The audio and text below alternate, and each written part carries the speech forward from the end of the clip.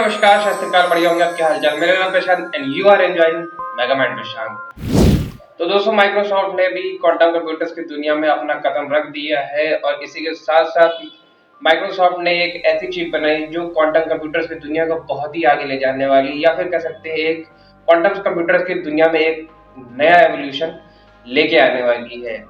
अगर आपको quantum computers नहीं पता है कि क्वांटम कंप्यूटर्स होते क्या है, तो यार एक छोटा सा मैं डिस्क्रिप्शन दे देता हूँ।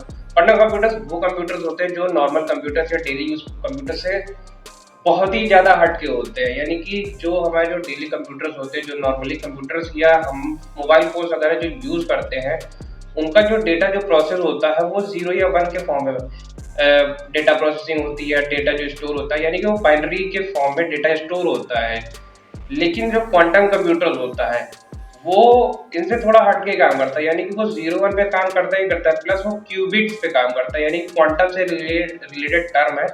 तो यानी क्वांटम बिट्स पे वो काम करता है, जिसमें कि 0-1 साथ साथ में रहता ही है डेटा को स्टोर और डेटा को प्रोसेस करने के लिए। लेकिन क्यूबिट्स में क्या होता है कि 0-1 और दोनों एक साथ एग्जिस्ट कर सकता है। तो यानी ये जो क्यूबिट्स जो डेटा स्टोर करता है खुद में, ये क्वांटम कंप्यूटर्स को एक नई स्पीड प्रोवाइड करता है, एक नया रेवोल्यूशन देता है कि वो हमारे जो नॉर्मल कंप्यूटर्स होते हैं या डेली यूज कंप्यूटर्स होते हैं, जिनकी वजह से वो थोड़ा हटके वो काम करता है। लेकिन बात आती है कि यार ये कंप्यूटर्स इतने फास्ट होते हैं कि हम लोग इनको यूज नहीं कर सकते। क्यों? क्योंकि उतनी स्पीड की हमको आज की टाइम में जरूरत नहीं है। हमारा काम नॉर्मल कंप्यूटर से हो जाता है, इंटेल के प्रोसेसर से हो जाता है, राइजन के प्रोसेसर से हमारा काम हो जाता है। लेकिन क्वांटम कंप्यूटर्स एक ऐसे कंप्यूटर्स होते हैं जो मल्टीपल कैलकुलेशंस, मल्टीपल टास्क, हजारों टास्क एक साथ कैलकुलेट करता है, एक साथ बल्क में। और जिनको नॉर्मल कंप्यूटर्स जो अगर एक एक करके जो प्रोसेस करेगा तो शायद वो सालों ले ले उन टास्क को कैलकुलेट करने में। लेकिन क्वांटम कंप्यूटर्स क्या करता है, उन सभी टास्क को, हजारों टास्क को एक साथ एक ही टाइम पे एक ही जगह पे कैलकुलेट करके सबके रिजल्ट एक साथ आपको प्रोवाइड करा सकता है। इतनी पावर होती है क्वांटम कंप्यूटर्स में। और क्वांटम कंप्यूटर्स के लिए बनाई गई नई चिप यानी मैग्ना 1 बहुत सी फील्ड्स में काफ़ी इफेक्टिव काम करने वाली है, जैसे कि हेल्थ केयर के इंडस्ट्रीज में, वेदर फोरकास्टिंग में, या फिर ऐसी और भी चीज़ें हैं जहाँ पे काम करने लगा। अब हेल्थ केयर की बात करें, हेल्थ इश्यूज की बात करें, तो होता क्या है कि कुछ डिसीज ऐसी आ जाती है जिनकी क्योर यानी जिनका इलाज नहीं होता है। मतलब कोई नई डिसीज आ गई, पेंडेमिक सिचुएशन आ गई और उसके लिए कोई ना वैक्सीन है या फिर ना कोई दवाई है। तो क्वांटम कंप्यूटर्स करता गया है कि हर सैंपल को, हर तरह का जो केमिकल फॉर्मूलेज होते हैं हर किसी दवाई का या हर किसी ड्रग्स का, तो वो हर उस चीज़ को कैलकुलेट करेगा, उसको एनालाइज करता है और उसको अप्लाई करके देखता है कि क्या कौन सी दवा या कौन सा ड्रग उस पर्टिकुलर डिसीज के लिए इफेक्टिव है, या फिर ओवर रिएक्ट कर जाएगी या फिर नहीं रिएक्ट करेगी। तो इन सब चीज़ों में क्वांटम कंप्यूटर्स बहुत तेज़ी से काम करते हैं।